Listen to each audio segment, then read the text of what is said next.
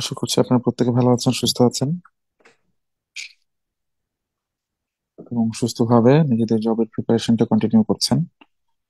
তো আজকে আমরা রিটেন এক্সামের রিটেন ইংলিশ পার্টের অত্যন্ত গুরুত্বপূর্ণ একটি অংশ ট্রান্সলেশন, সেই ট্রান্সলেশনটি নিয়ে কথা বলবো। ইতোপূর্বে আমরা ক্লাস কন্ডাক্ট করেছি এই বিষয়ের উপর, এবং আমরা যেটা বারবার বোঝানোর চেষ্টা করেছি, স্পেশালি আমি যে বিষয়টা বোঝানোর চেষ্টা করেছি আপনাদেরকে, বা যে বিষয়টার আমি একদম ডিরেক্ট ডেমনস্ট্রেশন দেখিয়েছি, যে আমরা অতিরিক্ত জার্গনস ইউজ না করে, বিভিন্ন ধরনের নিয়ম নীতির তোয়াক্কা না করে, আমরা যদি একটা অনুবাদের মানে কোন একটা গিভেন প্যাসেজের যদি আমরা ভাবানুবাদ করতে চাই, সেটা আসলে অনেক সহজেই করে ফেলা সম্ভব। এটার জন্য আমাদের বিভিন্ন ভিন্ন ভিন্ন ধরনের স্ট্রাকচার, ভিন্ন ভিন্ন ধরনের বাক্য, এগুলো কিন্তু আমাদের দেখার প্রয়োজন পড়ে না। আপনারা যারা পরেও আমাদের ক্লাসে জয়েন করেছেন, আহ, যারা কিছুটা লেটে বা হচ্ছে কিছুটা মানে রিসেন্ট টাইমে যারা এই কোর্সটাতে এনরোল করেছেন, তারাও হোপফুলি যেটা করেছেন সেটা হচ্ছে, ক্লাসগুলো যেমন আমি পূর্বের ক্লাসেও বলেছি, আমরা যে অর্ডারে বা যে সিকোয়েন্সে ক্লাসগুলো নিয়েছি, সেই ক্লাসগুলো কিন্তু আপনাদেরকে আমি দেখতে বলেছি। এবং এটা একটা পার্টিকুলার অবজেক্টিভ আছে, কারণ আমি যে সিকোয়েন্সে যে অর্ডারে ক্লাসগুলো নিয়েছি সেটা একটু আগে থেকেই ওয়েল ডিজাইন বা ওয়েল প্ল্যান্ড। আমরা ট্রান্সলেশন নিয়ে কিন্তু বেসিক্যালি আমাদের প্রথম সেশনই কন্ডাক্ট করেছিলাম, এবং সেখানে আমরা দেখেছি একটা বাক্যের বা একটা গিভেন প্যাসেজের অনুবাদ করার সময়, সেটা বাংলা থেকে ইংলিশ হোক বা ইংলিশ থেকে বাংলা হোক, আমাদের মূলত দুটি বিষয় মাথায় রাখতে হয়। প্রথম বিষয়টি হচ্ছে, অনুবাদ করার সময় যে দুটো বিষয় আমাদের ভালো নাম্বার নিশ্চিত করবে, এবং এটা নিশ্চিত করবে যে আমরা নির্ধারিত সময়ের মধ্যে প্রদত্ত প্যাসেজটুকুকে সার্থকভাবে অনুবাদ করতে পারছি। তার যে দুইটা কোয়ালিটি দরকার, তার মধ্যে প্রথম হচ্ছে ভাষার সাবলীলতা।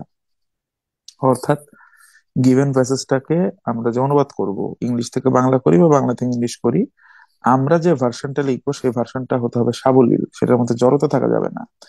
এবং এই সাবলীলতা নিশ্চিত করার জন্য আমাদের যেটা করতে হবে, সেটা হচ্ছে বিভিন্ন ধরনের ইম্প্রোভাইজ করতে হবে, বিভিন্ন ভাবে ইম্প্রোভাইজ করতে হবে।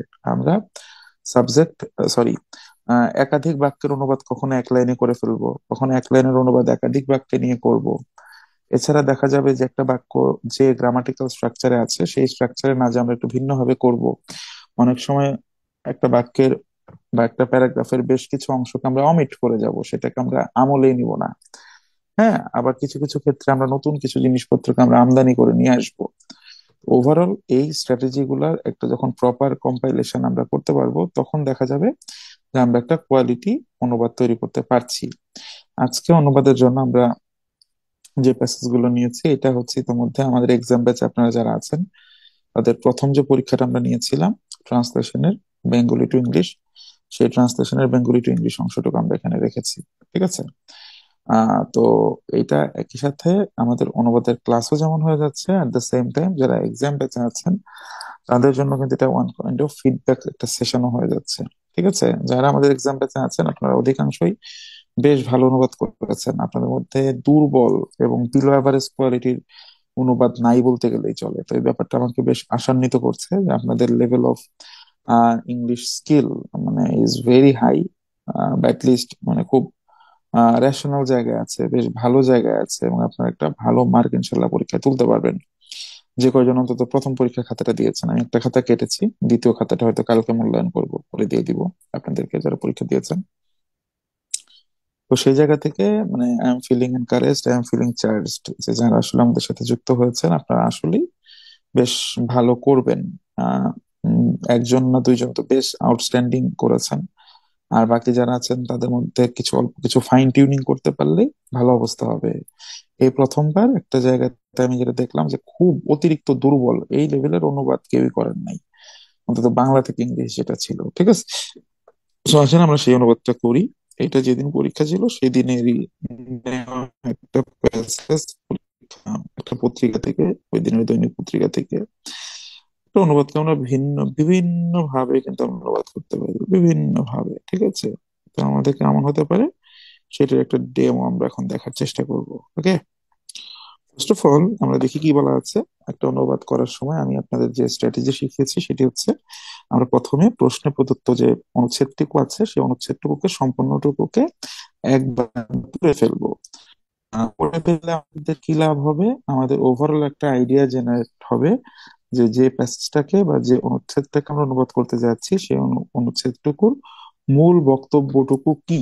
এই ব্যাপারটা সম্পর্কে আমাদের ক্ল্যারিটি চলে আসবে এবং এটা খুব জরুরি। ঠিক আছে, কারণ অনুবাদ করার সময় অনেক সময় সময় স্বল্পতায় আমরা পড়বো। যদি আমরা প্রপারলি টাইম ম্যানেজ না করতে পারি, বেশ ভালো সময় স্বল্পতায় আমরা পড়তে পারি। যদি আমরা কখনো এরকম সময় স্বল্পতার মধ্যে পড়ে যাই, তা সত্ত্বেও যাতে আমরা একটা ভালো আউটপুট দিয়ে আসতে পারি, সেজন্য সামগ্রিকভাবে অনুচ্ছেদটি বা আর্টিকেলটি কি নিয়ে ডিল করছে, কোন বিষয়ের উপর আলোকপাত করছে, এটা জানাটা আমাদের জন্য বেশ জরুরি। তাহলে আমরা আমাদের নিজেদের ফোকাস রাইটিং লেখার সময় যেমন আমরা বানিয়ে বানিয়ে বা একটা বিষয় সম্পর্কে আমাদের অর্জিত জ্ঞান তথ্য এইগুলোকে আমরা সন্নিবেশ করি খাতার মধ্যে আমাদের ইংরেজি লেখার দক্ষতার মাধ্যমে, অনুবাদের ক্ষেত্রেও এই একই রকম কাজ কিন্তু করা সম্ভব। এগুলো নিয়ে আমি পূর্বে অনেক কথা বলেছি, তো আজকে এত কথা বলার সময় নেই, সুযোগ নেই, চলে আসি। তাহলে আমাদের যেটা স্টাইল, আমরা আগে পুরোটা পড়ে ফেলবো। বিশ্ব ব্যাংক বলেছে বাংলাদেশের মোট দেশজ উৎপাদনের, ব্র্যাকেটে বলা আছে জিডিপি, তার মানে বোঝা যাচ্ছে মোট দেশজ উৎপাদন মানে হচ্ছে জিডিপি। হ্যাঁ, তাহলে বিশ্বব্যাংক বলেছে বাংলাদেশের জিডিপি প্রবৃদ্ধির হার কমে যাচ্ছে করোনা মহামারী ও রাশিয়া ইউক্রেন যুদ্ধের কারণে সৃষ্ট সৃষ্ট বৈশ্বিক মন্দার প্রভাবে প্রবৃদ্ধির হার কমেছে, প্রবৃদ্ধির হার কমছে। তো কেন কমছে? করোনা মহামারী এবং রাশিয়া ইউক্রেন যুদ্ধের কারণে সৃষ্ট যে বৈশ্বিক মন্দা, এই মন্দার প্রভাবেই মূলত আমাদের প্রবৃদ্ধির হারটা কমছে। প্রবৃদ্ধির হার কমার তালিকায় শুধু বাংলাদেশই নয়, মধ্য আয়ের প্রায় সব দেশেরই জিডিপি প্রবৃদ্ধির হার কমেছে। তার মানে শুধু বাংলাদেশই না, মধ্য আয়ের প্রায় সব দেশেরই জিডিপি প্রবৃদ্ধির হার কমছে। মানে এই হার বাড়াতে বাংলাদেশ সহ এসব দেশকে মৌলিক তিনটি চ্যালেঞ্জ মোকাবেলা করতে হচ্ছে। এর মধ্যে আছে গুণগত মানের টেকসই বিনিয়োগ বাড়ানো। তিনটা চ্যালেঞ্জ আছে, তার মধ্যে প্রথমটা বলা হচ্ছে গুণগত মানের টেকসই বিনিয়োগ বাড়ানো, দক্ষতা অর্জন এবং জ্বালানি নিরবিচ্ছিন্ন যোগান নিশ্চিত করা। ওকে, সম্প্রতি প্রকাশিত বিশ্বব্যাংকের এই এক প্রতিবেদনে এসব কথা বলা হয়েছে। তার মানে এতক্ষণ ধরে উপর আমরা যে কথাগুলো বললাম এগুলা অতি সম্প্রতি প্রকাশিত বিশ্বব্যাংকের একটা প্রতিবেদনে, একটা রিপোর্টে এই তথ্যগুলো মূলত দেওয়া হয়েছে। বিশ্বব্যাংক এখন বাংলাদেশকে মধ্য আয়ের দেশ হিসেবে মনে করে। বিশ্ব আয়ের হিসাবে আমরা এখন একটা মধ্য আয়ের দেশ, তবে জাতিসংঘের মানদণ্ডে 2026 সাল নাগাদ বাংলাদেশ মধ্য আয়ের দেশে উন্নীত হওয়ার কথা।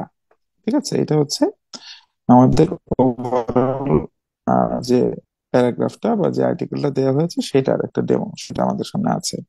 তো যখন আমরা একবার গো থ্রু করলাম এই পুরো অনুচ্ছেদটুকু, গো থ্রু করে আমাদের কিন্তু একটা আইডিয়া জেনারেট হয়ে গেছে যে আমরা এখানে মূলত আমাদের দেশের যে জিডিপি প্রবৃদ্ধির হারটা ক্রমহ্রাসমান, ক্রমান্বয়ে কমে যাচ্ছে, হ্রাস পাচ্ছে, এই বিষয়ে বলছি। এখানে বললাম যে বাংলাদেশ না, মধ্যমের প্রায় অনেক দেশেই এই ঘটনাটা ঘটতেছে। মূল কারণ হচ্ছে করোনা মহামারী, এরপর রাশিয়া ইউক্রেন যুদ্ধ। এই দুইটা ঘটনার ফলশ্রুতিতে বৈশ্বিক মন্দা দেখা দিয়েছিল। এই বৈশ্বিক মন্দার কারণে হয়তো এই অবস্থাটা আমরা মোকাবেলা করতেছি, বা এই অবস্থার সম্মুখীন আমরা হচ্ছি। এই অবস্থার জন্য মূলত এই অবস্থার যদি আমরা উত্তরণ ঘটাতে চাই, আমরা যদি জিডিপি প্রবৃদ্ধির হার বাড়াতে চাই, তাহলে আমাদের তিনটা মৌলিক চ্যালেঞ্জ আছে, বা তিনটা মেইন আমাদের মানে আসলে কি সমস্যার সমাধান করতে হবে, তিনটা কাজ আমাদের করতে হবে। তার মধ্যে প্রথমে বলেছে যে আপনার হচ্ছে কি গুণগত মানের টেকসই বিনিয়োগ বাড়াতে হবে। অর্থাৎ বিনিয়োগ বাড়ানো, বিনিয়োগটা কেমন? বিনিয়োগটা হবে হতে হবে টেকসই, একই সাথে গুণগত মানের, মানে ভালো বিনিয়োগ। হ্যাঁ, আচ্ছা, দক্ষতা অর্জন করতে হবে, আমাদের আমাদের স্কিল ডেভেলপ করতে হবে। আমাদের স্কিল কি? স্কিল ডেভেলপমেন্টের দরকার, দক্ষতা বৃদ্ধি দরকার এবং জ্বালানি নিরবিচ্ছিন্ন যোগান নিশ্চিত করা দরকার। এই তিনটা হচ্ছে মূল চ্যালেঞ্জ। বিশ্বব্যাংকের প্রতিবেদনে কথা বলছে, বিশ্বব্যাংক যদিও বাংলাদেশকে এখন মধ্যমের দেশ মনে করে, তবে জাতিসংঘের মানদণ্ডে 2026 সালে বাংলাদেশ ওই কি অবস্থায় উন্নত হবে। এটা হচ্ছে আমাদের পুরো প্যাসেজ। বিভিন্ন ভাবে আমরা এই বাক্যগুলোকে লিখতে পারি। ঠিক আছে, আমি যদি একটু ডেমো আকারে, এখন হচ্ছে আমি আজকের ক্লাসের মধ্যে আমরা আমাদের পরীক্ষায় যে বিভিন্ন প্রার্থীরা পার্টিসিপেট করেছেন তাদের লেখাগুলোকে আমি এখানে রেফারেন্স হিসেবে এখানে আনবো বা একটু আগে বলবো। যেমন একজন যাকে আমি সর্বোচ্চ নাম্বার দিয়েছি এই পরীক্ষার মধ্যে, এই পরীক্ষাতে তাকে নাম্বার দিয়েছি 20-এর মধ্যে 16। তো উনি যে লাইনটা লিখেছেন যে কি বিশ্বব্যাংক বলেছে বাংলাদেশের মোট জিডিপি উৎপাদনের প্রবৃদ্ধির হার কমে যাচ্ছে, করোনা মহামারী ও রাশিয়া ইউক্রেন যুদ্ধের কারণে সৃষ্ট বৈশ্বিক মন্দার প্রভাবে প্রবৃদ্ধির হার কমছে। প্রত্যেকটা শব্দ ধরে ধরে কিন্তু আমাদের অনুবাদ করার মোটেও প্রয়োজন নাই। এটা আমি প্রথম ক্লাসে, অনুবাদের প্রথম ক্লাস থেকে বারবার এই কথাটা বলেছি এছাড়া ইউটিউবে আমাদের জব গেম চেঞ্জারের যে পেজটা আছে, মানে যে চ্যানেলটা আছে, সেই চ্যানেলেও আমরা কিন্তু ট্রান্সলেশন সংক্রান্ত একাধিক সেশন আপলোড করা আছে। সেই ক্লাসগুলোতে আমি বারবার আমার গলার রগটাকে ফুলিয়ে ফুলিয়ে বারবার আমি এই কথাটা বলার চেষ্টা করেছি, ঠিক আছে? তো যাকে সর্বোচ্চ মার্কস দিয়েছিলাম উনি লিখেছেন, World Bank has said that. উনি লিখেছেন, কি লিখছেন? World bank world Bank has said that the growth rate of gross domestic product, gross domestic product, ব্র্যাকেটে লিখতে পারেন জিডিপি, যেহেতু প্যাসেজে আছে। হ্যাঁ, GDP in Bangladesh is declining. উনি এই লাইনটা প্রথমে লিখেছেন, বেশ শুদ্ধ একটা লাইন, এখানে ভুলের কিছু নাই। World Bank has said that, বিশ্বব্যাংক বলেছে যে, এই প্রথম লাইনটুকুর কথা বলছি, বিশ্বব্যাংক বলেছে যে বাংলাদেশের কি জিডিপি কি ক্রমহ্রাসমান, কমে যাচ্ছে। আরেকজন ব্যক্তি, মানে আরেকজন ভাই বা বোন যিনি থাকেন, উনি লিখেছেন, World Bank estimates the GDP growth rate of Bangladesh is declining due to global, উনি এটুকু বলছে, দ্বিতীয় লাইনটুকুকে আবার একসাথে অ্যাড করে দিয়েছে, due to global recession triggered by কোভিড-19 pandemic and Russia Ukraine war. এটাও বেশ ভালো লিখেছেন উনি, যিনি লিখেছেন। আরেকজন লিখেছেন, উনি হয়তো একটু এনকারেজড হয়েছেন যে প্রত্যেকটা শব্দ ধরে ধরে অনুবাদ করার দরকার নাই, আমি যেমনটা বলেছিলাম যে মূল ভাবটা ঠিক রাখতে পারলেই হয়তো। আরেকজন লিখেছেন, একটু শুনুন, the World Bank has highlighted that the GDP growth rate is going down due to the global recession posed by corona pandemic and Russia Ukraine conflict. বেশ ভালো লিখেছেন, একই মিনিং। উনি একটা লাইনের মধ্যে দুইটা কথা নিয়ে আসছেন, ঠিক আছে?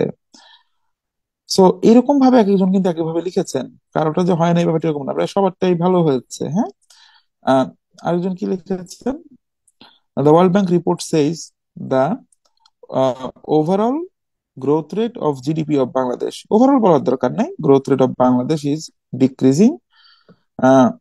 ডিক্রিজিং এটা উনি বলতে পারেন। তো যাই হোক, আমরা যেটা বলার চেষ্টা করছি যে একটা শব্দকে বিভিন্ন ভাবে বলা যেতে পারে, হ্যাঁ, ভিন্ন ভিন্ন ভাবে বলা যেতে পারে।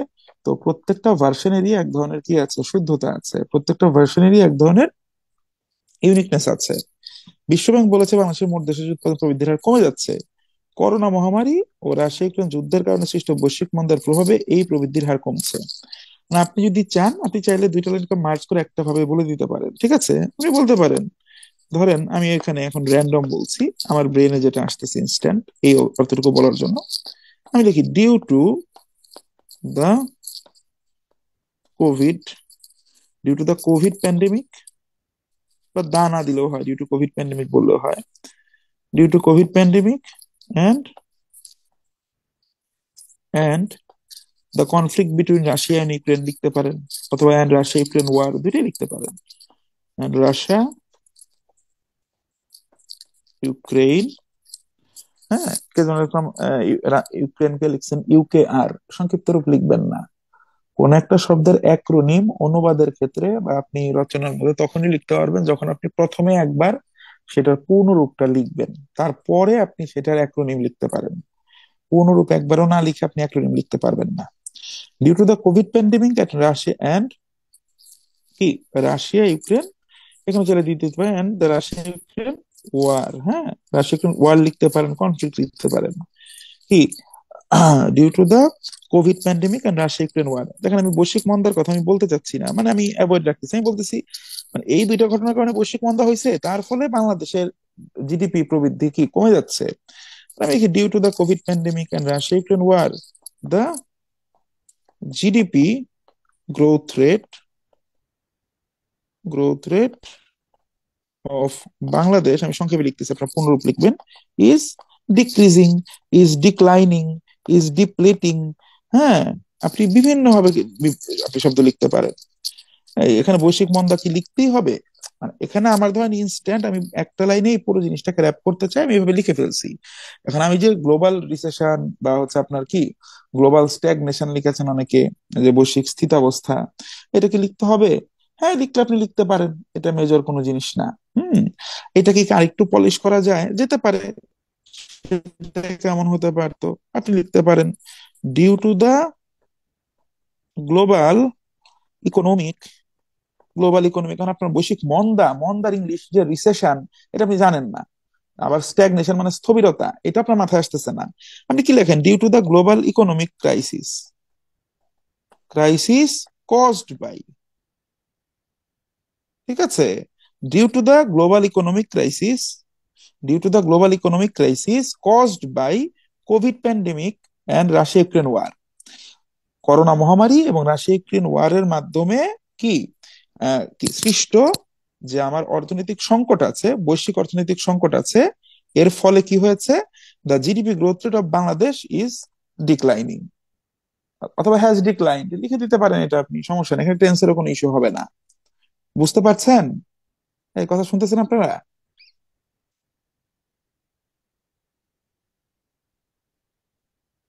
হ্যালো, আপনি কি আছেন, শুনতে পাচ্ছেন? জি স্যার। আচ্ছা, এটা আমি প্রথম ক্লাসে বারবার বলেছি, এটা ভিন্ন ভিন্ন ভার্সন হতে পারে, আপনাদের প্রত্যেকটা ভার্সনই হবে। জাস্ট আপনাকে চিন্তা করতে হবে আমি মূল মিনিং টুকু দিতে পারছি কিনা। অনেকে এটাকে দুই লাইনে দিবেন, যেমন আমি যাকে সর্বোচ্চ মার্কস দিয়েছি আবার বলি, উনি কিন্তু এটা দুইটা লাইনে লিখেছেন। উনি ফার্স্টে কি লিখেছেন এটা আমি এখানে লিখে দিয়েছি। উনি আগে বলেছেন ওয়ার্ল্ড ব্যাংক হ্যাজ সেইড, বিশ্ব ব্যাংক বলেছে যে, যেমন দেখেন বিশ্ব ব্যাংক বলেছে কথা আমি লিখি নাই, তা আপনি চাইলে এখানে বলতে পারেন ওয়ার্ল্ড ব্যাংক হ্যাজ সেইড, বিশ্ব ব্যাংক বলেছে যে ভাইকে সর্বোচ্চ নাম্বার দিয়েছে, আপনার আরো ভালো করার সুযোগ আছে। ওয়ার্ল্ড ব্যাংক হ্যাজ সেইড, বিশ্ব ব্যাংক বলেছে, এটা বলার দরকার নাই। আপনি লিখতে পারেন, আরো স্মার্ট হতো যদি আপনি লিখতেন, মানে আপনি লিখতেন অ্যাকর্ডিং টু ওয়ার্ল্ড ব্যাংক। দেখেন তো এটা একটা ভার্সন হয় কিনা। আমি যদি বলি according, according to world Bank, অথবা as per World Bank reports, এভাবে লিখতে পারেন। অ্যাকর্ডিং টু ওয়ার্ল্ড ব্যাংক, বিশ্ব ব্যাংক অনুসারে বা বিশ্ব ব্যাংকের মতামত অনুসারে, according to the opinion of World Bank, অথবা অ্যাজ পার ওয়ার্ল্ড ব্যাংক। হ্যাঁ, অথবা লিখতে পারেন the World Bank has stated, কতভাবে লেখা যায়, অ্যাকর্ডিং টু ওয়ার্ল্ড ব্যাংক, অথবা the World Bank has stated. বিশ্ব ব্যাংক তো বলে না, হ্যাঁ সেইট দিলে ভুল হবে না অবশ্যই, তাকে কিন্তু আমি সর্বোচ্চ নাম্বার দিয়েছি মানে ইভ্যালুয়েট করা খাতাগুলোর মধ্যে। আপনি ভিন্নভাবে বলেন the World Bank has stated, অথবা লিখতে পারেন the World Bank has reported, the World Bank has reported. হ্যাঁ, এভাবে লিখতে পারেন, তাহলে দেখেন আর একটু স্মার্ট হবে। The World Bank has stated বা অথবা ওয়ার্ল্ড ব্যাংক হ্যাজ রিপোর্টেড কি that, World Bank has reported that, তারপর লেখেন due to the global economic crisis caused by বা ট্রিগার্ড বাই, অনেকে ট্রিগার্ড বাই লিখেছেন, covid pandemic and Russia Ukraine war, the GDP growth rate of Bangladesh is declining, অথবা is কি showing a declining trend. হ্যাঁ, বিভিন্ন ভাবে আপনি বলতে পারেন, সব ভাবেই কিন্তু হবে। তো দুইটা আলাদা লাইন করে লেখেন বা একবারে একটা লাইনের মধ্যে এটাকে আপনি জায়গা দেন। মূল ব্যাপারটা হচ্ছে আপনি মূল ভাবটুকুকে বজায় রাখতে পারছেন কি পারছেন না। সেটার জন্য আরো 10টা ভিন্ন ভিন্ন ভার্সনও হতে পারে, এবং সেই ভিন্ন ভিন্ন ভার্সন গুলো কিন্তু কি হবে, সঠিক হবে। রহমত, তুমি কি আমার সাথে ক্লাসে আছো? রহমত, আচ্ছা। আমি যেটা করব, আপনাদের এখানে, আপনাদের সবাই তো আর আমাদের এক্সাম ব্যাচে নাই, যারা এক্সামটা দিয়েছে এক্সাম ব্যাচে আমরা যেভাবে যাকে ইভ্যালুয়েট করেছি, খাতাগুলোর মধ্যে তাদের নামটা কেটে দিয়ে, তাদের নামটা কেটে দিয়ে আমরা যেভাবে মানে মূল্যায়নটা করছি, কে কত মার্ক পেয়েছে এই একই আইটেমের, সেইটার একটা তুলনামূলক চিত্র যাতে আপনারা বুঝতে পারেন, সেটা আমি দেখি আজকে ক্লাস শেষে আপনাদেরকে আপনাদের গ্রুপে দিয়ে দিতে বলবো, যে ডেমো ইভ্যালুয়েশন কিভাবে ইভ্যালুয়েশনটা করা হয়েছে, বা কে কত মার্ক পেয়েছে, যে 20-11 পেয়েছে তার খাতায় কি ভুলগুলা ছিল, বা সে কি স্টাইলের লেখা লিখেছে, যেহেতু এই সেম প্যাসেজটা আমি করাচ্ছি, বা যে 16 পেয়েছে সে আসলে কি ভালো লিখেছে, বা যে 14 পেয়েছে তার লেখার স্ট্যান্ডার্ডটা কি ছিল। এগুলো তো একটা রিলেটিভ কনসিডারেশন, তাই না? তো এই ব্যাপারগুলো যাতে আপনারা বুঝতে পারেন সেজন্য আমি এটা আপনাদেরকে দিয়ে দেওয়ার ব্যবস্থা করব, যাতে করে আপনি একটু তুলনামূলক চিত্রটা বুঝতে পারেন। প্রবৃদ্ধির হার কমার তালিকায় স্যার। শুধু বাংলাদেশই নয়, জি স্যার, বলুন। এই যে আগের সেন্টেন্সটার মধ্যে যে প্রভাবের জিনিসটা, এই প্রভাবের ইংলিশটাও কি উল্লেখ করতে হবে? আপনি আমার কথা এখনো বুঝেন নাই, আপনার কথা এই প্রশ্নটা খুব শিশুতোষ প্রশ্ন হলো। প্রভাবে বৃদ্ধির হার, আমি আপনাকে বাতাল, আপনি প্রথম ট্রান্সলেশন কাছ থেকে আমি কি বলতেছি আপনাদেরকে, যে আপনি প্রভাব দিতে চাইলে আপনি দেন ডিউ টু মানেই তো কি এটার কারণে, হ্যাঁ ডিউ টু মানেই তো এটার কারণে। আমি অনুবাদের শেখার প্রথম ক্লাসটা আবার একটু ফেরত যান, ওখানে আমি 1 ঘন্টা গলা রক ফুলে শুধু এইটুকুই বলছিলাম যে ভাই অনুবাদ করার সময় আমরা প্রত্যেকটা শব্দগুলো আমাদেরকে ডিকটেট করতে পারবে না, আমরা শব্দগুলোকে ডিকটেট করব। একটা লাইন বা 2টা লাইন পড়ে আমরা যে মূল ভাবটা বুঝি, সেই মূল ভাবটাকে প্রকাশ করার জন্য সব শব্দের ইংরেজি করা বা সব বাংলা শব্দের ইংরেজি করা বা সব ইংরেজি শব্দের বাংলা করা মোটেও বাঞ্ছনীয় না বা প্রয়োজনীয়তা নেই। বরং এই কাজ করতে গেলে আমাদের লেখার কোয়ালিটি ড্রপ করবে। ঠিক আছে, প্রত্যেকটা শব্দের আবিধানিক অর্থে ট্রান্সলেশন করা যাবে না, এটা আমি প্রথম ক্লাসে বারবার বলে আসতেছি। তো আপনার এই প্রশ্ন আমি মানে শিশুদোষ প্রশ্নগুলো আমি মনে করছি প্রভাবেরটা আপনি দিতে চাইলে দিবেন আপনি। যেমন আমি যখন ডিউ টু দা লিখেছি, ডিউ টু তো মানে কি কারণে, হ্যাঁ, বৈশ্বিক মন্দার প্রভাবে। তো এখন আপনি একই লাইনে কারণে প্রভাবে দুইটাকে অ্যাকোমোডেট করতে গেলে তো তখন আপনি প্যাচে পড়বেন। এইটাই তো প্রথাগত ট্রান্সলেশন যারা শিখে বা প্রথাগত ট্রান্সলেশনের নিয়ম শিখে যারা পরীক্ষার মধ্যে ট্রান্সলেশন করতে যায়, তারা তো ধরাটা খায় এখানেই। তো তারা আসলে কি, তারা ওই বাক্যগুলা দ্বারা ডিক্টেটেড হয়, বাক্যগুলো তাদেরকে নিয়ন্ত্রণ করে, তারা বাক্যগুলাকে নিজেদের মতো করে পরিবর্তন করে নিতে পারে না। এইটাই হচ্ছে আপনার দক্ষতা, এটাই হচ্ছে আপনার সক্ষমতা, যে আপনি আসলে কতটুকু নিজের করে নিতে পারতেছেন মূল ভাবটা প্রকাশ করার জন্য। পরীক্ষক মোটেও এখানেও বৃদ্ধির প্রভাবে ছিল, এই এই পরীক্ষার্থী তো প্রভাবে তো লেখে নাই, হ্যাঁ, এইভাবে করে সে খাতা ইভ্যালুয়েট করে না, খাতা মূল্যায়ন করে না। ভাই বুঝতে পেরেছেন? মানে কি স্যার, আমি যতটা পারি শর্ট করার চেষ্টা করুন? না, এটাও তো আপনি আবার মিসকোট করলেন। আমি কেন আপনাকে শর্ট করার চেষ্টা করেছি? আপনার যতটুকু ক্ষমতা আছে, আমাদের ঢাকায় বলে খ্যাম, ঢাকার ভাষায় বলে, আপনার যতটুকু কুলায় আর কি, আপনি ততটুকু নিবেন। বুঝেন নাই? মানে আপনার স্কিল সেট হ্যাঁ আছে আরো অনেক বেশি, আপনি এখানে আরো বেশি আরো বিউটিফিকেশন করতে পারবেন। আরো অনেক সেন্টেন্স আপনার জানা আছে এই 2টা লাইনের মিনিং এক্সপ্রেস করার জন্য, যেটাকে বলে যে আপনার হেডম, আপনার আরো অনেক ইংরেজির অনেক হেডম আছে আপনার। তো আপনি এটাকে আরো বড় করে তুলে ধরেন, কোনো সমস্যা নাই ওখানেও। কিন্তু ব্যাপারটা হচ্ছে দিন শেষে আপনার অবজেক্টিভ কি, আপনি কিন্তু শুধু একটা ট্রান্সলেশন করার জন্য অবারিত সময় পাবেন না। একটা বাক্যের এরকম কতগুলা ভার্ব আছে, কতগুলা আমার অ্যাডজেক্টিভ আছে, প্রত্যেকটা শব্দের একদম আবিধানিক অনুবাদ করে আপনি ট্রান্সলেশন সাজাতে গেলেই তখনই আপনি ট্রান্সলেশনে যে একদম যেটাকে বলা হয়, নেদারল্যান্ডের একটা শহর শহর আছে, শহরের নাম হচ্ছে হেগ। আমি গল্পটা বলছি, একবার বাংলাদেশ নেদারল্যান্ডে খেলতে গিয়ে বিশ্বকাপের আগে এই নেদারল্যান্ডের সাথে প্রস্তুতি ম্যাচ হেরে গেছিল, একটা ওয়ানডে সিরিজ খেলতেছিল। তো প্রথম আলোতে তখন থেকে নিউজ হয়েছে হেগে হেরে গেল বাংলাদেশ, বুঝতে পারছেন? তো যারা এই টাইপের ব্যাপারগুলোকে এত সিরিয়াসলি নিবেন, আপনারা ওই যে নেদারল্যান্ডের এই শহরে চলে যাবেন, ঠিক আছে, ট্রান্সলেশনে আপনারা এটা করে দিবেন। তো এটা করা যাবে না। এই জন্য আমি বারবার বলতেছি, মানে আপনি আমার কাছে আমি তো আপনাকে ট্রান্সলেশন শেখাচ্ছি, মোটেও আমি ট্রান্সলেশন শেখাচ্ছি না, আমি আপনাকে শুরু থেকেই বলেছি। আমি আপনাকে আপনার অ্যাপ্রোচটা, আপনার ধারণাটা পরিবর্তন করতে মানে করাতে আমি আপনাকে আহ শেখাচ্ছি। এট দ্য সেম টাইম এটা করেও যে সম্ভব পরীক্ষাগুলোতে পাশ করতে হলে বরং এইটাই যে করতে হবে, এই রিয়েলাইজেশনটা আপনার ভিতরে আনার চেষ্টা করছি। মানে 100 জনের মধ্যে 97 জন আপনি যেভাবে ভাবছেন সেভাবে ভাববে। প্রত্যেকটা শব্দের মিনিং লেখার আপনার কোনো দরকার নাই। মূল ভাবটুকুকে প্রকাশ রাখার জন্য ইংরেজি গ্রামার ঠিক রেখে আপনি একটা বাক্য যতটুকু আপনার ক্ষমতায় কুলায়, আপনি তত আপনার ক্ষমতার মধ্যে সীমাবদ্ধ আপনি শব্দ চয়ন করবেন। এবং এই জিনিসটা করার জন্য আপনি প্রথম ক্লাস আবার দেখেন, আমি প্রথম ক্লাসে কি বলছি, অনেক শব্দ আছে যেগুলোকে আমরা বাদ দিব, অনেক শব্দ আছে যেগুলোকে আমরা নতুন করে প্রয়োজনে নিয়ে আসবো। ঠিক আছে, এই লাইনটাকে একদম সম্পূর্ণ ভিন্ন ভাবে আলাদা ভাবে করা যেতে পারে।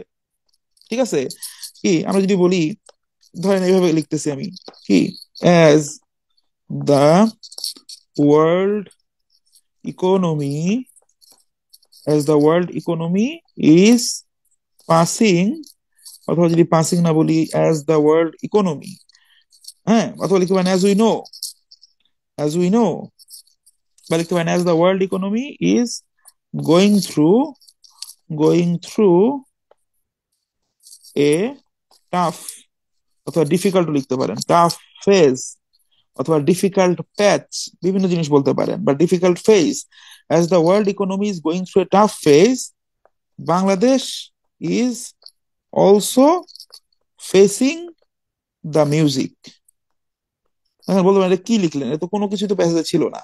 আমার এই প্রথম লাইনটার মানে হচ্ছে, যেহেতু বাংলাদেশের সরি বৈশ্বিক অর্থনীতি যেহেতু একটা কঠিন সময় দিয়ে পার করছে, বাংলাদেশও কি মিউজিক ফেস করতেছে, মানে হচ্ছে বাংলাদেশও এই প্রভাবটা টের পাচ্ছে।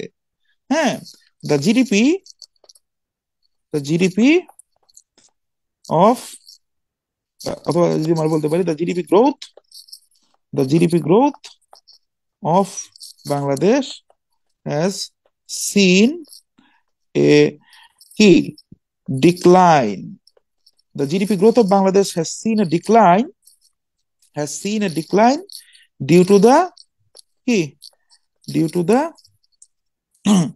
ক্রাইসিস কজড বাই অথবা অ্যাজ এ রেজাল্ট বাই বলতে পারেন, due to crisis caused by the covid nineteen pandemic and the conflict between Russia and the conflict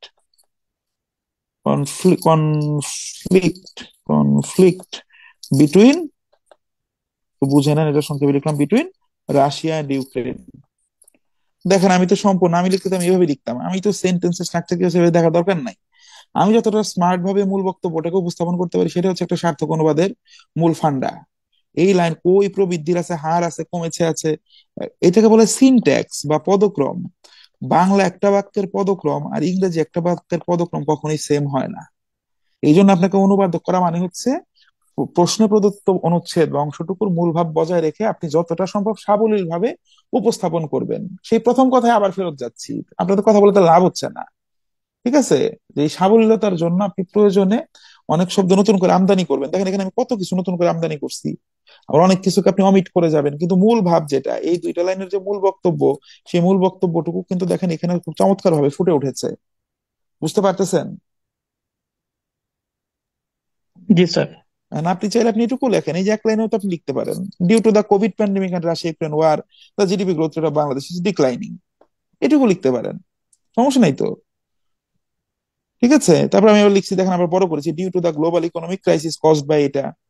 আবার একই যেমন দেখেন আবার এই যে এখানে যে লিখছি ওয়ার্ল্ড ব্যাংক যে কথা বলছে, ওয়ার্ল্ড ব্যাংকের কথা তো আমি মানে এখানে বলিই নাই। ওয়ার্ল্ড ব্যাংকের কথা এখানে এতটা গুরুত্বপূর্ণ না, এখানে ভিতরের বক্তব্য আরো বেশি গুরুত্বপূর্ণ। তাহলে লিখতে পারি অ্যাজ পার রিপোর্টস কি প্রেজেন্টেড বাই ওয়ার্ল্ড ব্যাংক, নানান ভাবে বলা যায় একটা কথা ভাই। ঠিক আছে, আপনি কেমন আছেন? হ্যাঁ আমি আমি ভালো আছি, আমি ভালো আছি কি বলেন, বলতে পারেন I am well, I am doing good, I am feeling well. হ্যাঁ, আপনি আই এম ফিলিং ওকে বলতে পারেন, আই এম ওকে। কত ভাবে একটা কথাকে বলা যেতে পারে, তাই না? তো অনুবাদের ক্ষেত্রে তো ব্যাপারটা এরকম না, আমি তো খুব স্পেসিফিক একটা প্রশ্নের উত্তর মাত্র বললাম যে আপনি কেমন আছেন, এটার উত্তর তো একটাই, আমি ভালো আছি, আমি ভালো নাই। এরকম একটা ছোট জিনিসকে আমি 7 ভাবে বললাম। একটা বড় ইংরেজি বাক্য যেখানে একটা সিনক্রোনাইজেশন আছে, কোহেরেন্স আছে একটা বাক্যের সাথে তার পরবর্তী বাক্যের এবং সামগ্রিকভাবে পুরো অনুচ্ছেদটুকুর, সেখানে তো আপনি ভিন্ন ভিন্ন ভাবে নিজেকে উপস্থাপন করতে পারবেন। এটাই তো বিউটি অনুবাদের, সৌন্দর্যটাই তো এটা। অনুবাদ হচ্ছে একটা আর্ট, এবং এই আর্টটা মানার জন্য অনেকে ভাবেন যে উনি যেভাবে গান গাচ্ছে, হিমেশ রেশমিয়া যেভাবে আপকা সুরুর গেছে আমি ওভাবেই গাবো, জেমস যেভাবে মা গানটা গেয়েছে আমি সেভাবেই গাবো, মিজান যেভাবে পাপড়ি গানটা গেয়েছে আমি সেভাবে পাপড়ি গানটা গাবো। হ্যাঁ, বা পূর্ণতা গানটা আমি কি ওরফেজে কি আমি মিজানের ভোকাল যেভাবে ছিল সে যেভাবে টানটা দিচ্ছে আমি সেভাবে দিব। এটা তো দরকার নাই ভাই, এক একজনের কণ্ঠের এক এক রকম থাকবে, তাই না? নতুন ভোকাল আসছে, সেই খারাপ গাইছে, খারাপ গায়নি, আপনার কাছে পার্সোনাল প্রেফারেন্স থাকতে পারে। সে সুর তাল লয় ঠিক রেখে তার নিজস্বতা সে ছাপ সে রাখার চেষ্টা করছে। যখন ওয়ারফেজে যখন বাবনা করিম যখন গান গাইতো, বাবনা করিমের ভোকাল আরেক রকম ছিল। তো এক একজনের শিরোনামহীনে যখন আমরা তুহিনের গান শুনছি, মিস্টার তুহিন উনি যখন ভোকাল ছিলেন, তার গানে তার কণ্ঠ তার যে ম্যানারিজম গুলা, সেগুলোর সাথে তো ধরেন এখন কি আছে শেখ ইশতিয়াক, তারগুলো তার মিলে না। কিন্তু খুব নর্মাল এই ব্যাপারগুলা। কিন্তু ব্যাপারটা কি, তারা প্রত্যেকের মধ্যে কমন জিনিসটা কি, সুর তাল লয় ঠিক রাখা। আপনার জন্য ট্রান্সলেশন যে শিল্পটা, আর্ট, এই আর্টের মূল ব্যাপারটা হচ্ছে বাক্যটাকে সঠিক আকারে উপস্থাপন করা, যা লিখবেন সঠিক লিখবেন বাক্য।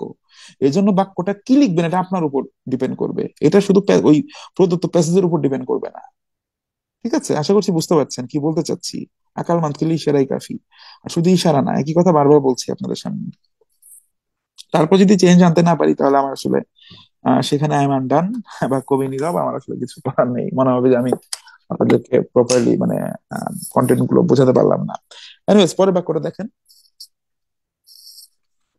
শোনেন পড়াটা ইটস নট অ্যাবাউট টাইম, এখানে it's not about how much time you are spending. হ্যাঁ, রাদার ব্যাপারটা হচ্ছে আপনি কতটা স্মার্টলি পড়তেছেন। শুধু হার্ড ওয়ার্ক আপনার সাফল্যটা নিশ্চিত করবে না, না না, মোটেও না। হ্যাঁ, আপনাকে সাফল্য নিশ্চিত করতে হলে অবশ্যই আপনাকে যে ব্যাপারটা বুঝতে হবে সেটা হচ্ছে কি, সেটা হচ্ছে আপনার স্মার্ট ওয়ার্ক করতে হবে। ঠিক আছে, স্মার্ট ওয়ার্ক মানেই হচ্ছে ব্যাপারগুলো এগুলা। তো অধিকাংশ জব প্রত্যাশী যারা আছে, পরীক্ষার হলে যারা পার্টিসিপেট করে, তাদের মধ্যে এই ব্যাপারগুলো নিয়ে মানে ধরেন আপনার কি বলবো আসলে সতর্কতা বা এই ব্যাপারগুলো তাদের মধ্যে কম। হ্যাঁ, তারা এগুলো নিয়ে অ্যাওয়্যার না, তারা এগুলো পাত্তা দেয় না। নিয়ম শিখবো, এই বাক্য এটা হইলে ই আছি ই আছি ইয়েছো, এইটা হইলে বাক্য হবে এইটা, এইটা যদি মানে যদি কোনো কর্তা না খুঁজে পাই তাহলে দিব ইন্ট্রোডাক্টরি ইট বা দেয়ার, কত হাজার হাজার নিয়ম আছে, পড়তে পারেন। কিন্তু নিয়ম শিখে শুধু শুধু এরকম ট্র্যাডিশনাল নিয়ম শিখে আপনি যখন ট্রান্সলেশন করবেন, সেই ট্রান্সলেশন করতে মানে পরীক্ষার হলে নির্ধারিত সময়ের মধ্যে সর্বোচ্চ গুণগত মান বজায় রেখে ট্রান্সলেশন শুধুভাবে নিয়মের কাজালে পরে আপনি আসলে হারিয়ে যাবেন। ঠিক আছে?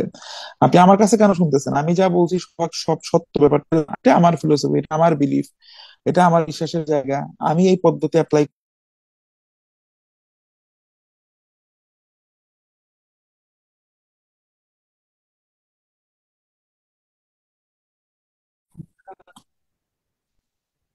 যেটা বলছিলাম যে স্পেশালি ট্রান্সলেশন বা রিডিং কম্প্রিহেনশন এই কন্টেন্ট গুলো আলটিমেটলি যেভাবে তাদের সামনে উপস্থাপন করি, তো এগুলো নিয়েই কিন্তু আমি আরো বেশি কি বলবো আসলে ফিডব্যাক পেয়েছি বা ফিডব্যাক পাচ্ছি। হ্যাঁ, এই কন্টেন্ট গুলো এখন যখন দেখা যায় যে আমি এতদিন ধরে তো ক্লোজড মিডিয়া গুলোতে আমি ছিলাম, যেমন আপনারা জানেন আমরা আপনাদের ব্যাচ গুলো কিন্তু খুব অল্প সংখ্যক স্টুডেন্ট আপনাদের ব্যাচ গুলো রান করছি, বাট করি বরাবর আমি এটা করি, কারণ আমার টাইম লিমিট এটা আসলে আমার জন্য ম্যাটার করে না। হ্যাঁ, কোয়ালিটি যদি আপনাকে ইনশিওর করতে হয় সংখ্যাটা মানে বিরাজমান না। মাঝখানে কিছু ক্লাস যখন আমি ইউটিউবে দিলাম গত এই 2 মাস আগে, তো দেখলাম যে না, এখান থেকে অর্গানিক ক্রাউডের অর্গানিক অনেক ভালো রেসপন্স আসতেছে। তো তারা ব্যাপারটা ফিল করছে যে আসলেও গতানুগতিক ধারার বাইরে গিয়ে কিছু করা পসিবল। এখন তারপরে এই টিচিং এই কথা যেগুলো আপনাদের বলছি, যেগুলো শেখাচ্ছি, এগুলো ম্যাস মার্কেটের জন্য না, ম্যাস অডিয়েন্সের জন্য না, কারণ তারা অনেকে এগুলো একসেপ্ট করতেই পারবে না, অনেকে মানবে না। ঠিক আছে? বাট এগুলো হচ্ছে রিয়েলিটি। আপনি অন্যের থেকে আলাদা হবেন কিভাবে? এইভাবে করে আপনাকে অন্যের থেকে আলাদা হতে হবে। ঠিক আছে? আচ্ছা, যারা বুঝার আমার কথাটা তোমাদের বুঝে যাচ্ছে, সবার বুঝতে হবে এটা অনেক ম্যান্ডেটরি না। ঠিক আছে? আচ্ছা দেখেন, এরপর কি বলেছি, প্রবৃদ্ধির হার কমার তালিকায় শুধু বাংলাদেশই নয়, এখানে ভুলে আসলে দাঁড়ি হয়ে গেছে, এটা কমা হবে একটা, কমা থাকুক দায়িত্ব করে ম্যাটার না, এটা বাংলা বুঝেন। প্রবৃদ্ধির হার কমার তালিকায় শুধু বাংলাদেশই নয়, মধ্যম আয়ের বা মধ্য আয়ের প্রায় সব দেশেরই জিডিপি প্রবৃদ্ধির হার কমেছে। এই দেখেন বাংলা এটা যে লিখছে পত্রিকার মধ্যে, যিনি এটা লিখেছেন, প্রবৃদ্ধির হার কমার তালিকায় শুধু বাংলাদেশই নয়, মধ্য আয়ের প্রায় সব দেশেরই কি একই অবস্থা বিরাজমান। এই কথা বললেই কিন্তু হইতো জিডিপি প্রবৃদ্ধির হার কমছে, এই কথা কিন্তু দুইবার বলার প্রয়োজন নাই। এটা একটা পত্রিকার এক্সার্প, একটা পত্রিকার একটা আর্টিকেলের অংশ বিশেষ, কিন্তু এই জায়গাটাকেও কিন্তু আরো কম্প্যাক্ট করার সুযোগ ছিল, যেটা কিন্তু তারা করে নাই, তাই না? তো এইটা নিয়ে যে যেটা বললাম যে এক্সাম নিয়েছিলাম, উনি কি লিখেছে দেখি। উনি লিখেছেন, Bangladesh is not the only country on the list of countries with decreasing growth rates. Hmm, এটা উনি আগে এক লাইন লিখেছে, তারপর লিখেছেন আবার, the GDP growth rate of almost all middle income countries is declining. এখানে উনি সেফ খেলছেন এবং ভালো লিখেছেন। ওনার কথা হচ্ছে উনি যতটুকু লিখছেন ওই বাক্যটুকুর মধ্যে কোনো ভুল নাই। হ্যাঁ, এজন্য উনি সর্বোচ্চ নাম্বার ওনাকে দিয়েছি, এবং উনি এই টাইপের লেখা লিখলে উনি বেশ ভালো নাম্বার পাবেন পরীক্ষাতে, মূল পরীক্ষাতেও। ঠিক আছে? তো ব্যাপারটা এরকম, তাহলে প্রবৃদ্ধির হার কমার তালিকা শুধু বাংলাদেশই নয়, মধ্যম আয়ের প্রায় সব দেশেরই জিডিপি প্রবৃদ্ধির হার কমছে। এটা আপনি ওই নট অনলি বাট অলসো দিয়ে করতে পারেন, স্ট্রাকচার ফলো করে, বা আপনি আপনি আপনার মতো করে শুরু করতে পারেন। ঠিক আছে? আমি আমি লিখলে এরকম এভাবে লিখতাম যে অলমোস্ট অল দা, বা অলমোস্ট না দিলেও হয়তো all the middle income countries, almost all the middle income countries including Bangladesh, including Bangladesh, almost all middle income countries, including Bangladesh, are facing almost all middle income countries, বা আমরা এভাবে অন্যভাবে বলতে পারি, almost all the middle income countries, including Bangladesh, কি আমরা যদি বলি আলাদা করে যদি বলি তাহলে কি বলতে পারি, কি তাদেরকে জিডিপি প্রবৃদ্ধির হার কমছে।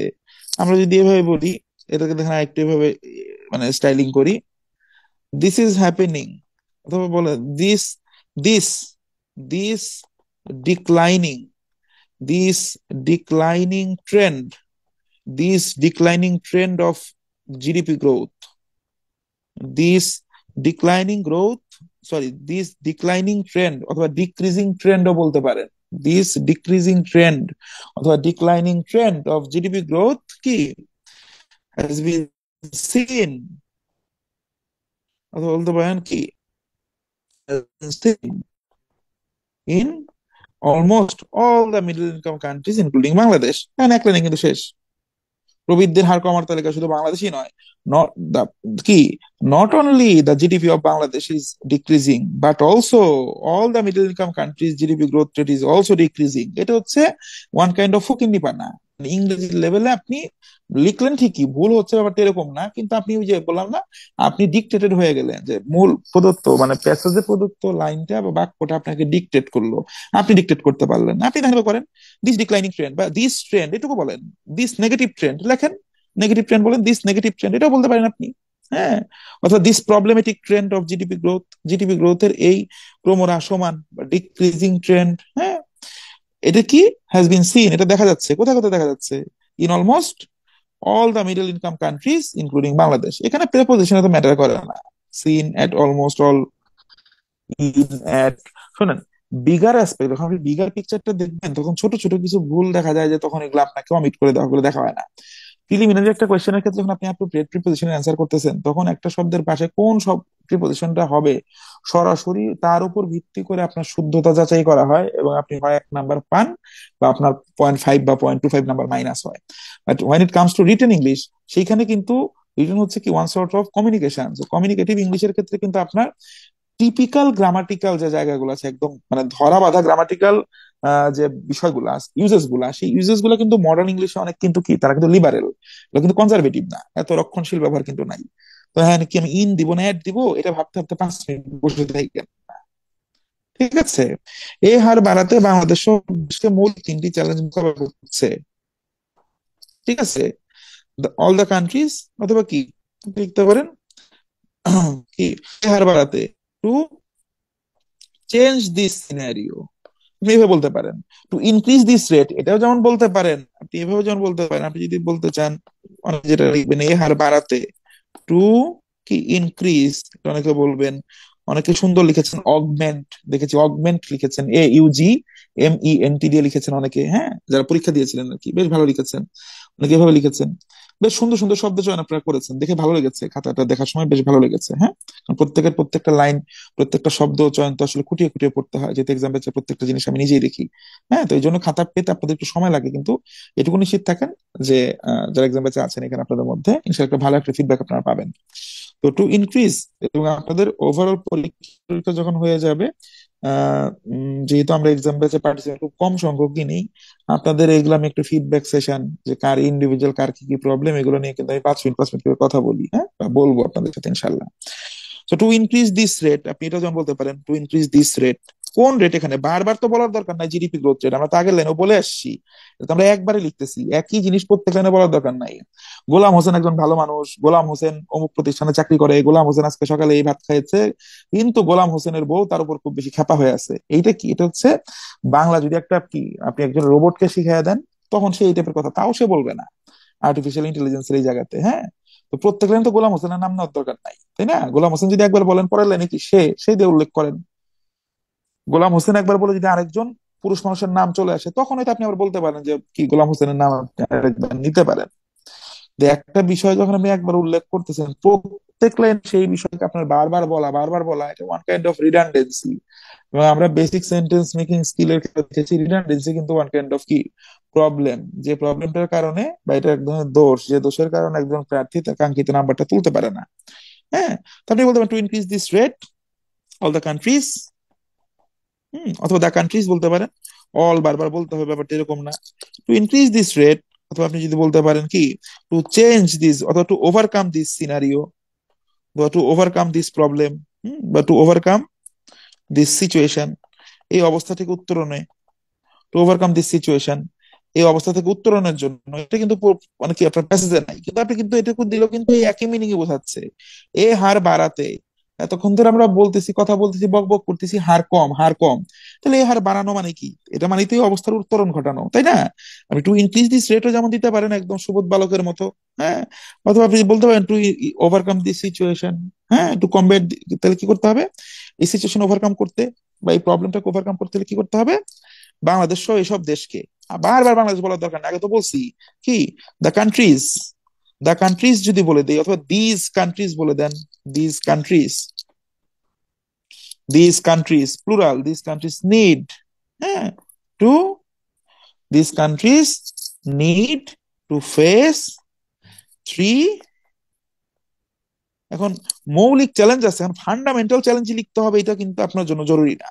থ্রি ফান্ডামেন্টাল চ্যালেঞ্জেস, ফান্ডামেন্টালি লিখতে হবে এটা কিন্তু জরুরি না, আপনি লিখতে পারেন থ্রি বেসিক চ্যালেঞ্জ লিখতে পারেন, থ্রি মেজর লিখতে পারেন, হ্যাঁ, থ্রি কি ইম্পর্টেন্ট লিখতে পারেন, কোনো সমস্যা নাই। এই মৌলিক শব্দের ইংরেজি আপনার মনে নাও আসতে পারে, বাট মূল ভাবটা কি, যেখানে তিনটা একদম কড়া, মানে তিনটা চ্যালেঞ্জ আছে, যে তিনটা চ্যালেঞ্জ মোকাবেলা করতে হচ্ছে। তো to increase this rate, to overcome this situation, হ্যাঁ, টু ওভারকাম দিস প্রবলেম, হ্যাঁ, আর অথবা যদি আপনি বলেন যে টু রিভার্স দিস সিচুয়েশন, অথবা টু রিভার্স দিস ট্রেন্ড, এই ট্রেন্ডটাকে রিভার্স করার জন্য কি করতে হবে, the countries need to face three fundamental challenges, হ্যাঁ, অথবা three basic challenges, three major challenges, three important challenges. Okay, যেভাবে সেভাবে বলেন, দেখেন মূল ভাবটা বজায় থাকতেছে কিনা। হ্যাঁ, আমি এভাবেই পড়াবো বা এইভাবেই পড়িয়েছি, এভাবেই মূলত করতে হয়। যারা দিন শেষে ভালো করেছে তাদের মধ্যে অধিকাংশই তারা এই ভাবানুবাদ মানে হচ্ছে এইটা, আপনারা এইটুকু জানেন যে অনুবাদকে করতে হয় ভাবানুবাদ, কিন্তু সেই অনুবাদকে কিন্তু আপনার সে আবার বাক্য অনুযায়ী কিন্তু স্ট্রাকচার ধরে ধরে কিন্তু আপনার অনুবাদ প্র্যাকটিস করেন বা করার চেষ্টা করেন। এটা কিন্তু একটা বিরাট একটা ডিলেমা, কিন্তু একটা বিরাট ডিলেমা এটা, ঠিক আছে? তো এই ধরনের কাজ কিন্তু করা যাবে না। ওকে, এর মধ্যে আছে তাহলে ওই তিনটা চ্যালেঞ্জের মধ্যে কি আছে, এর মধ্যে আছে তাহলে মাত্রই আমরা বললাম কি তিনটা চ্যালেঞ্জ, এটাতে বাক্যটা শেষ করলাম।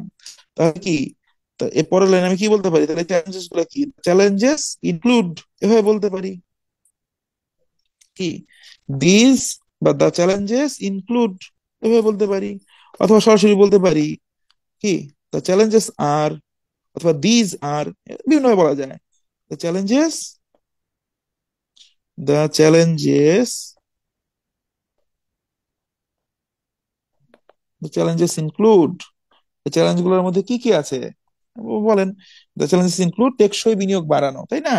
আপনি বলেন কি, include increasing, the challenges include increasing sustainable investment, sustainable investment. দেখেন অনেকে যখন বলবেন যে গুণগত মানের টেকসই, বলবেন স্যার এই যে যে ভাই প্রশ্ন করছেন যে গুণগত মানের, তো আপনি লিখলেন না। কারণ অনেকেই লিখছেন যে কোয়ালিটি সাস্টেনেবল ইনভেস্টমেন্ট, না কোয়ালিটিফুল সাস্টেনেবল ইনভেস্টমেন্ট, দুইটা অ্যাডজেক্টিভ বারবার আমার তো দরকার নাই, ঠিক আছে? গুণগত মানের, তো কোয়ালিটি ফুল কেউ লিখতে চাইলে লিখবেন, এটা প্রয়োজন নাই। দেখেন আপনি সাস্টেনেবল ইনভেস্টমেন্ট বললেই তো হচ্ছে টেকসই বিনিয়োগ। গুণগত মানে টেকসই বিনিয়োগ মানে যে বিনিয়োগটা লম্বা সময় ধরে চলবে, তো যার গুণগত মান নাই সেই গোড়া ডিমের বিনিয়োগ আমার মানে লম্বা সময় ধরে চলবে, কখনোই চলবে না। এটা খুব বেসিক কনসেপ্ট। তো এই ধরনের কিছু ব্যাপারকে বলা হয় কমন সেন্স, এই কমন সেন্সের প্রয়োগ কিন্তু ঘটাতে হবে আপনাদেরকে, ঠিক আছে? The challenges include increasing sustainable investment, কারণ আমরা টেকসই বিনিয়োগ বাড়াবো, দক্ষতা অর্জন, তাকে বলে প্যারালেলিজম। একই তিনটা জিনিস বলতেছি, স্ট্রাকচারটা সিমিলার হলে ভালো। যদি ইনক্রিজিং দিয়ে বলছেন, দ্য চ্যালেঞ্জেস ইনক্লুড, চ্যালেঞ্জেস এর মধ্যে কি আছে আপনারা দাগ দিয়ে দেন, হাইফেন দিয়ে দেন। ইনক্রিজিং সাস্টেনেবল ইনভেস্টমেন্ট, আপনার হচ্ছে টেকসই বিনিয়োগ বৃদ্ধি করা, দক্ষতা অর্জন, তাই না? মানে অর্জন মানে কি, achieve, achieving skills, achieving skills চেয়ে আপনি যদি বলেন ডেভেলপিং স্কিলস, এটা কিন্তু আরো ভালো শোনায়। আপনাকে দক্ষতা বিনির্মাণ করতে হবে বা দক্ষতা বৃদ্ধি করতে হবে, ডেভেলপিং স্কিলস। ও জ্বালানির নিরবিচ্ছিন্ন যোগান নিশ্চিত করা, এন্ড কি, তাহলে আমরা কি বলতে পারি, এন্ড এনশিওরিং। আপনাদের পড়াতে গিয়ে আমার রুমমেটকে খুব ডিস্টার্ব করতেছি, আমার কলিগকে, আমিও ক্লাসরুম সরি, হ্যাঁ আপনাদের ডিস্টার্ব করতেছি। স্টুডেন্টদের কাছে বলতেছি যে আপনাদেরকে এই জিনিস পড়াতে যে আমি তো চিল্লা চিল্লা পড়াই, আমার রুমমেটের ইস্যু হচ্ছে। Anyways, the challenges include increasing sustainable investment, developing skills, হ্যাঁ, অথবা বলতে পারেন, এখানে বলতে পারেন ডেভেলপিং কোয়ালিটি স্কিলস বলতে পারেন। এন্ড এনশিওরিং কি, জ্বালানি, জ্বালানি নিরবিচ্ছিন্ন যোগান, যোগান মানে কি সাপ্লাই, এনশিওরিং আমরা যদি বলি আনইন্টারাপ্টেড বলতে পারি, আনইন্টারাপ্টেড, আনইন্টারাপ্টেড কি সাপ্লাই অফ এনার্জি বা energy supply, supply of energy.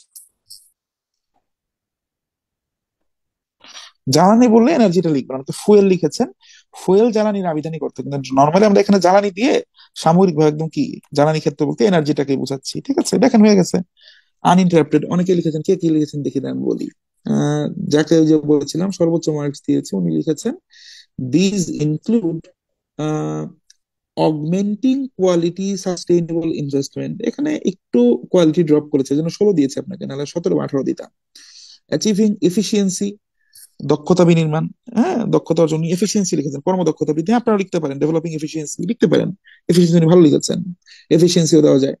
এবং বলেছেন আরেকটা জন কি লিখেছেন একটু দেখি, ডেভেলপিং এফিসিয়েন্সি কোথায় চলে গেল, আচ্ছা, এবং এবং লিখেছেন achieving ensuring uninterrupted supply of energy, আচ্ছা উনি আমার মতো লিখেছেন আনইন্টারাপ্টেড সাপ্লাই অফ এনার্জি।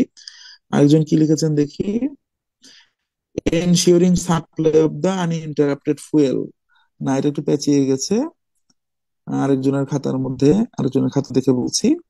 তো যাই হোক, তাহলে আমরা দেখেন এই যে বললাম এখানে জিনিসটাকে একই ধরনের তিনটা জিনিসকে বলছেন, তিনটা সিমিলার স্ট্রাকচার রাখেন, এগুলো হচ্ছে কমন সেন্স। এই যে ইনক্রিজিং দিয়েছি, এগুলো এগুলো কিন্তু প্যারালালিজমেরও প্রবলেম, হ্যাঁ প্রিলিমিনারি বিষয়। ডেভেলপিং, এই যে ইনক্রিজিং, ডেভেলপিং, এনশিওরিং, বারবার আইনজি যুক্ত ফর্ম দিয়ে সব বলছি, ঠিক আছে।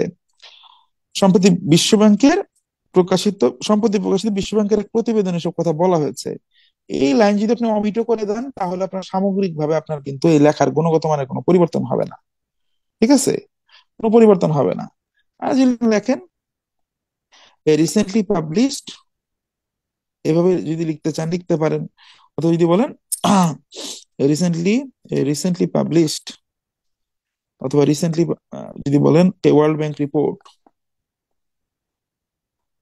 এ ওয়ার্ল্ড ব্যাংক রিপোর্ট, অথবা a recently published world bank report, অথবা আচ্ছা এটুকু দেখাই, a recently published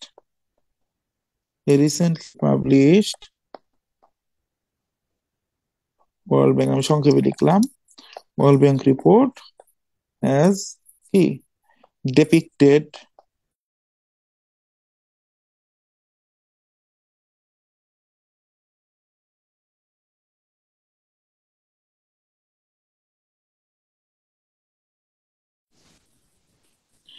a recently published World Bank report has depicted, has shown, or has stated, যেটা বলেছে কি বলেছে, has stated the above information, বলতে পারেন উপর তথ্যগুলো কি সম্প্রতি প্রকাশিত বিশ্ব প্রতিবেদনে প্রকাশিত হয়েছে। এটাকে আপনি আরো অন্যভাবে বলতে পারেন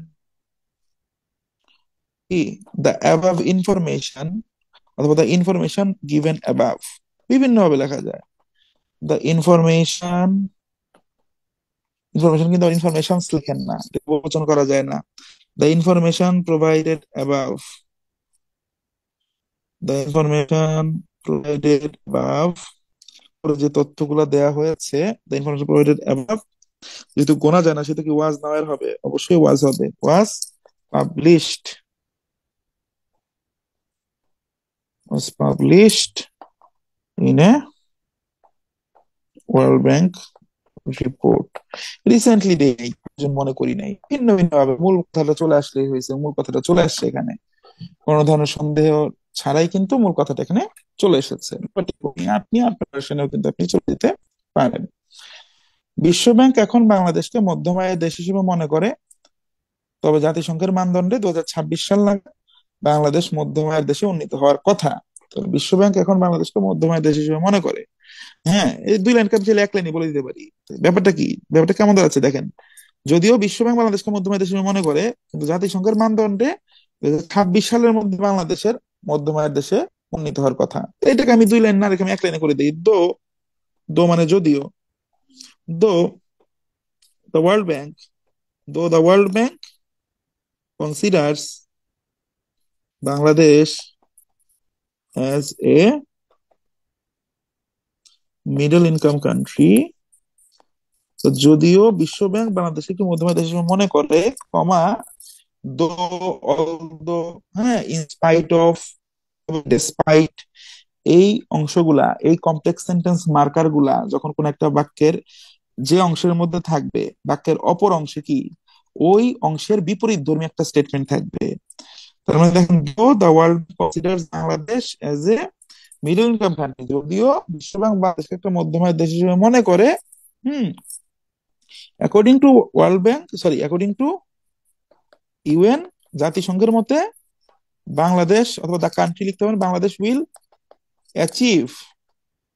অ্যাচিভ দিস ফিট এই ফিট মানে পা না, মানে হচ্ছে কোনো একটা অর্জন। Bangladesh will achieve this feat, হ্যাঁ, অ্যাচিভ দিস ফিট বাই 2026। দেখেন অল্প কথা মধ্যে সব কথা বলে দিলাম। তো the World bank considers Bangladesh as a middle income country. যদিও বিশ্বব্যাংক বাংলাদেশকে একটা মধ্যম আয় দেশ হিসেবে মনে করে, according to UN Bangladesh will achieve this feat by 2026।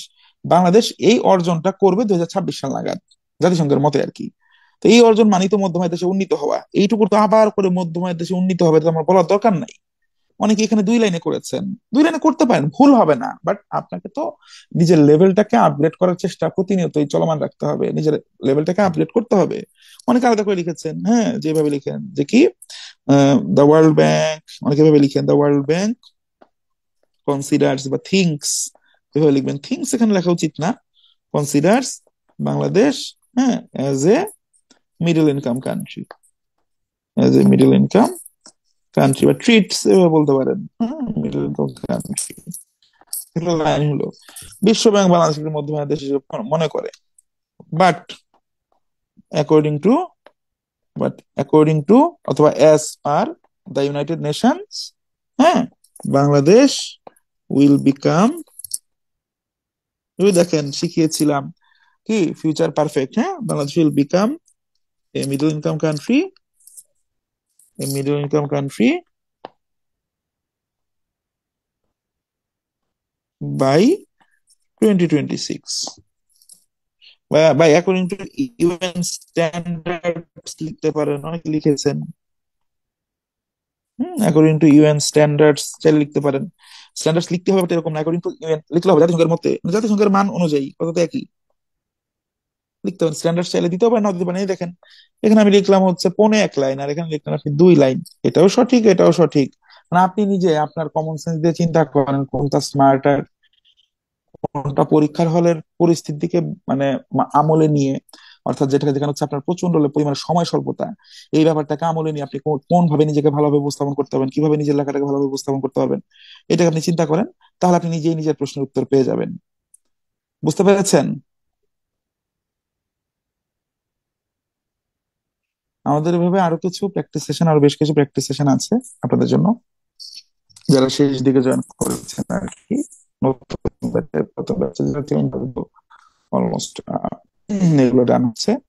তো যাই হোক, সো আমরা এইটার আলটিমেটলি এখন যে কাজটা করব, আপনারা প্রত্যেকেই, হ্যাঁ, আমরা নেক্সট ক্লাসে আমরা যেটা করব, নেক্সট সেশনেই ইনশাল্লাহ আগামীকালকেই, এই যে অনুবাদটা আছে, প্রত্যেক অনেকে তো আছে এক্সাম আছে, এক্সাম তারা দিচ্ছেন, তাদের তো সম্পূর্ণ ফিডব্যাকটা দিবে আমাদের ভার্সনটা দেখতেন।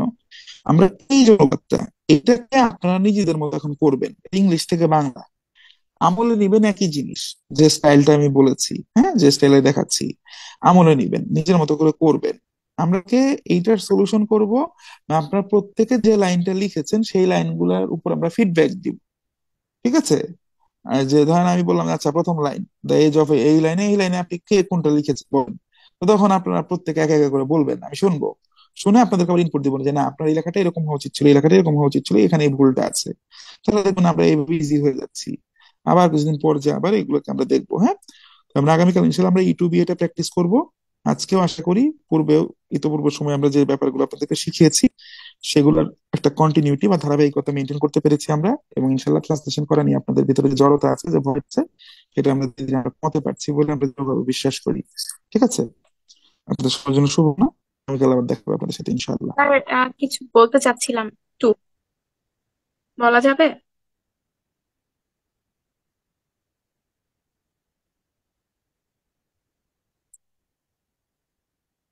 এটুকু এটুকু রেকর্ড করার দরকার নেই, রেমত কেটে